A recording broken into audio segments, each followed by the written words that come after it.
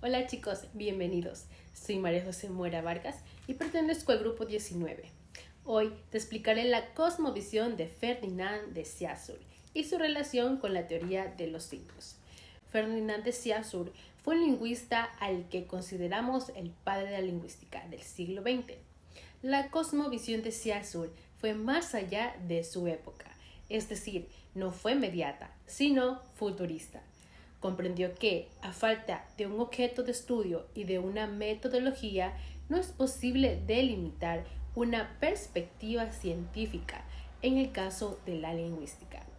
Cuando de Saussure menciona ciencia lingüística, se refiere a la lengua como objeto de estudio concreto, no especulativo, sino observable, mediable y verificable. Todo lo contrario que se hacía en su época, dándole carácter científico a la física y no necesariamente a las ciencias sociales y humanas. La lingüística, en este sentido, puede estar al mismo nivel de las ciencias físicas y naturales. Mi nombre es Evelyn Nicole Díaz Heras, pertenezco al grupo 19. En su cosmovisión de Ferdinand Saussure propone como objeto de estudio la lengua. Por ejemplo, ¿por qué no hacerlo con el lenguaje o con el habla?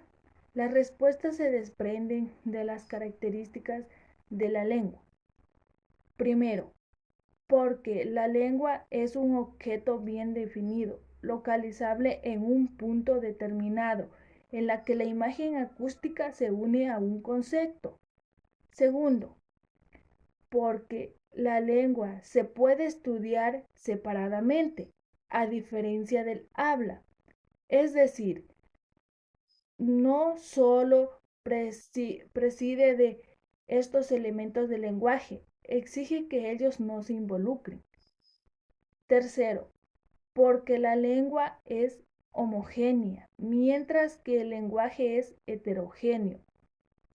Cuarto, porque la lengua es de naturaleza concreta y los signos lingüísticos, asociaciones confirmadas por el colectivo social, están asentadas al cerebro. Mi nombre es Ayrton Potosí, perteneciente al grupo 19. A continuación, les voy a hablar sobre la propuesta de Ferdinand de Saussure. Cabe recalcar que no solo define el objeto de estudio, la lengua, sino también su metodología. Existen dos tipos de lingüística: lingüística externa, que es de carácter heteróclito, y lingüística interna, que es de carácter orgánico. Para el semiólogo, debe aislarse del objeto de estudio todo lo que pueda contaminar su investigación. La propuesta de Saussure consta de 4 principios metodológicos. A continuación hablaré de los dos primeros. El primero es la lengua y el habla.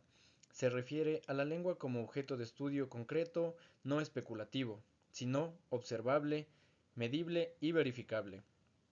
El segundo es sincronía y diacronía.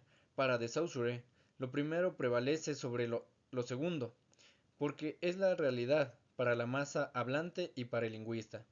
No así lo diacrónico, que son los acontecimientos que modifican la lengua en este caso. Mi nombre es Maylin Villamar, pertenezco al grupo número 19 y continuando con el tema del sistema lingüístico, encontramos el tercer principio, el cual es de forma y sustancia.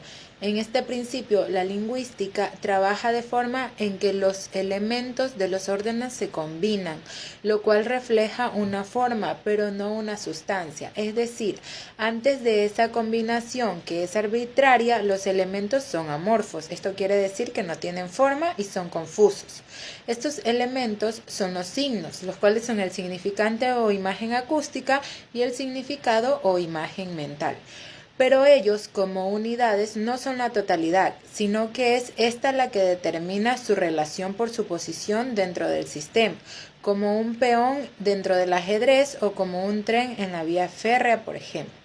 Dentro del cuarto principio, este es individual y supraindividual. Es justo en esta homogeneidad del objeto de estudio, según los estudios realizados por de Saussure, este precisa la metodología general en la lingüística científica. pero es impreciso en cuanto a declarar los principios de la metodología en particular, en lo que se refiere a su instrumentación. Mi nombre es Dayana Sofía Jimborellana, pertenezco al grupo 19. Para Saussure, la lengua es un sistema de signos.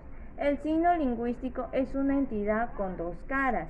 Es la unión entre un concepto o una idea significante y es una imagen acústica, el significado, que se corresponden recíprocamente. La imagen acústica no es el sonido, sino la representación mental de la cadena de sonidos que se corresponden con un determinado concepto. Si piensas en el sonido de una palabra, sin pronunciarla no hay sonido físico, pero sí una imagen acústica. Ejemplo, árbol. El significante va a ser la sucesión de sonidos que mi mente constituye, una huella, porque es un recuerdo que se tiene de la palabra árbol. Significado. Son las características generales de todo el árbol, es decir, tiene ramas, raíces, hojas, es todo lo que uno puede identificar en un árbol. El significado es una representación psíquica.